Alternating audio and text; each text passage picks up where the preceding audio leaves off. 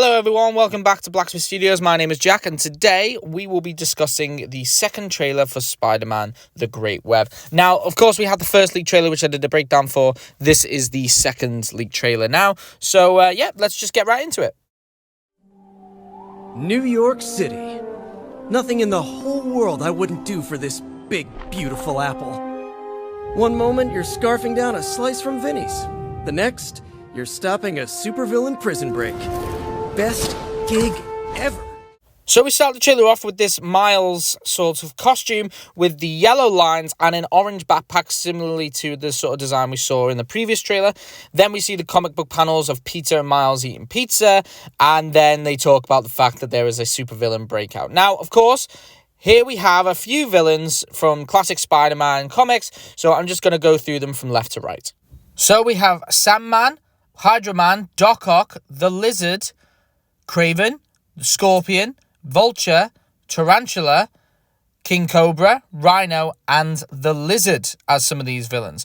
Then, of course, we cut to this Miles character swinging, as it says, best gig ever, obviously referring to his job as Spider-Man as the best gig ever. I mean, Spider-Man loves his job. He loves saving the city, although he goes through a lot of trouble for it. And, this trailer really does show that Spider-Man, will do anything for New York. But, there's still some bad things going on. But try not to lean too hard into the whole lone wolf thing. Because this gig's a whole lot more fun when you've got friends. In fact, there are plenty of baddies out there who'd like to see you 6 feet under. Which leads me to what's really going on.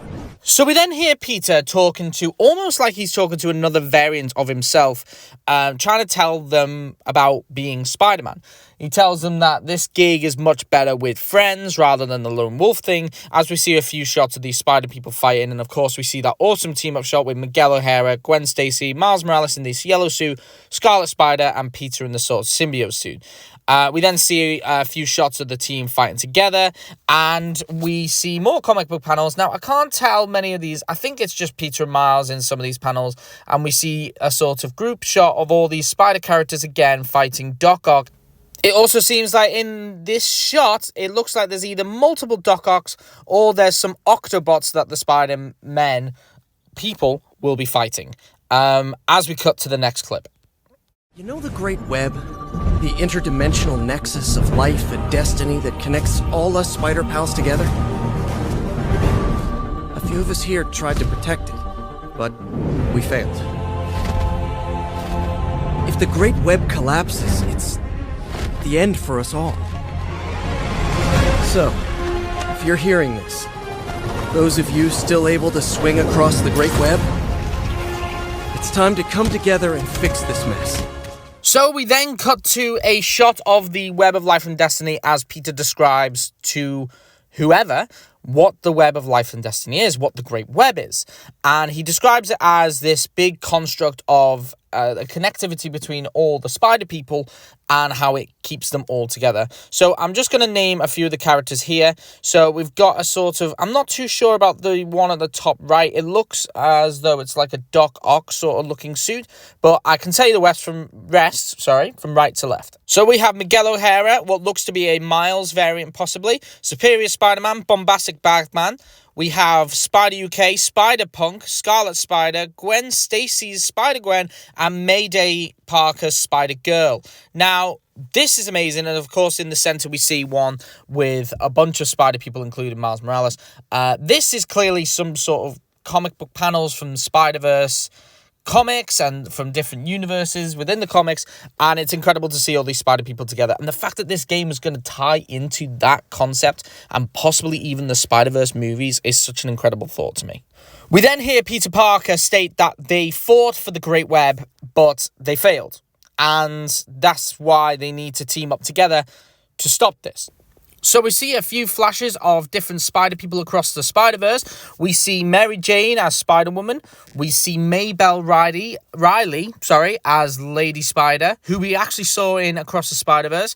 We see the Elizabethan or Victorian 1602 Spider-Man. We then see Julia Carpenter's Spider-Woman, who we actually saw in the Madam Web movie. if you want to forget about it. And of course, we see Spider-Woman, Ghost Spider, Spider-Gwen, as many people know from the Spider-Verse movies. We then hear Peter say that we, as Spider people, need to team up to protect the Great Web. Otherwise, when it collapses, that means the end of all of us. We actually see a quick shot here, and it's of the Spider team swinging in what looks to be like a race. So it looks like there could have been an event within this as a sort of race. Now, this is making me think that the Great Web game would have actually been an open world game similarly to Spider-Man 1, 2, and Miles Morales. I believe that this game would be an open world game that all your friends could join, and you could do races together, you could do supervillain fights together, and it would be a really, really cool concept. And I absolutely hope that this game gets made one day, because it just looks incredible. Good luck out there. You're gonna need it. This was your friendly neighborhood Spider-Man. Signing off.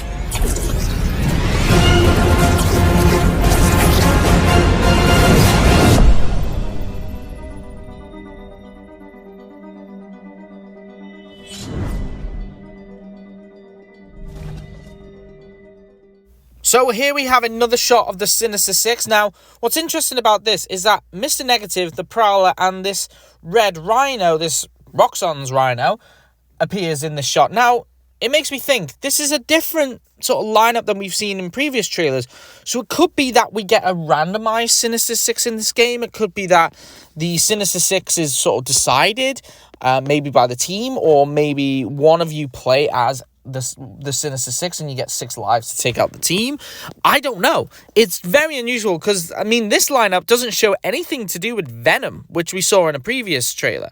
So it makes me think maybe this is sort of randomized, which adds a bit of difference, and it adds each time you play the game or whatever, you can have a different experience each time. It's amazing. So we then get the same shot as before with Peter Parker signing off. Now, it's what's interesting about this is that he signs off as, well, he says, you know, this is your friendly neighborhood Spider-Man. Oh, sorry, was your friendly neighborhood Spider-Man. As he says signing off, and then, you know, we have the Spider team jumping into the portals. This time you don't see what's through the portals. It's just sort of like a blank orange light, and then they dive into the main portal and it comes to the title screen, and of course the final caption that says protect the Spider-Verse, protect the multiverse together, going along the lines of be greater, you know, be yourself, and then be greater together, which were the 3 captions and taglines for Spider-Man 1, Spider-Man 2, and Miles Morales. Now, I'm going to go into some Spider-Verse territory here, and this is my thought. So, in this story, we have Peter Parker state that they lost. Now, I think, in terms of the wider story, and in terms of Spider-Man 3, I believe that the Peter Parker we are listening to is not the Insomniac one. I believe, of course, there are so many universes and so many multiverses out there that there are bound to be, and there are Spider-Men who look similar to another and sound similar to another. For example, we have characters like Andrew Garfield, Tobey Maguire, and Tom Holland, who are completely, you know, they look completely different and have completely different stories. And then we get characters like, say, Miles Morales in the Ultimate Spider-Man show, and the sort of Into the Spider-Verse film, if you just count that movie, who have similar sort of backstories that they're bitten by a spider, and then Spider-Man dies, and they have to pick up the pieces. You get these different universes. I mean, look at Loki. Loki looks similar across every single universe, but then there are some variants of Loki who don't look like Loki. So in this Marvel multiverse, and within the actual concept of the actual multiverse itself in you know, real life and how people perceive it, it is very much the case of there may be a Yuri Lowenthal Spider-Man somewhere else in the multiverse which looks like the Insomniac Spider-Man, but it's not the same. It could be that this Great Web, because if you think about it, the multiverse is endless. It could be that the Great Web was under threat by a villain, say Morlun, or maybe a multiversal Sinister Six. Maybe, because in most of these lineups, we have Doc Ock as the main villain. So what if Doc Ock is the main villain as a multiversal Doc Ock. He discovers multiversal travel, discovers how to, corrupt and manipulate the Great Web, allowing to travel between universes. And from that point, he gathers a team of 5 other people into the Sinister Six. Then he fights different Spider people across the multiverse. It could be that the Yuri Lowenthal Spider-Man that we are hearing at this point is not the same one as the Insomniac. I believe that Insomniac would not want to really connect it too much with that game, because if they ever did bring out the Great Web, or they were planning to, it seems silly that they would try and add this big multiversal event and then go back down to Spider-Man 3, as though nothing ever happened. If this big cataclysmic multiversal event was going on, it would really much affect the wider multiverse, the wider story of the Insomniac Spider-Man. And if you really think about it, if there was this, battle or destructions of universes, which, sounds like they lost in a big way, we don't want that to affect the wider Insomniac story, especially with them bringing in this multiplayer aspect of it. I doubt they'd want it to just be a one and done thing. I'm sure they'd want to make it last a bit longer than usual. So there's my thought. I think that a different variant of Peter Parker, still voiced by Yuri Lowenthal. I mean, we had it in the Midnight Suns game, so why not? I believe that a different Insomniac duplicate, in a sense, was killed by someone, maybe Morlun, maybe this Doc Ock, and he created a message to all Spider people recruiting them. It could be that he didn't die. It's the fact that he said was, and a part of me thinks that when he says was, it's not necessarily a death situation. I believe that this was situation is more of a, I'm no longer just a friendly neighborhood Spider-Man. I'm now having to be like this big multiversal hero. I think that's how it should be perceived. And then in that regard, it could very well be a situation of, yes, this is the same Yuri Lowenthal Spider-Man that we've seen, throughout the Insomniac games. But it's an aspect of how this affects the wider story for Insomniac's universe and things like that. But in terms of story, that is all I've got, I'm afraid. But thank you all so much for listening. I'm so glad that you enjoyed the first one, and I'm glad that I can do the second one with you all. I do hope you did enjoy. If you did, please like and subscribe for more content like this.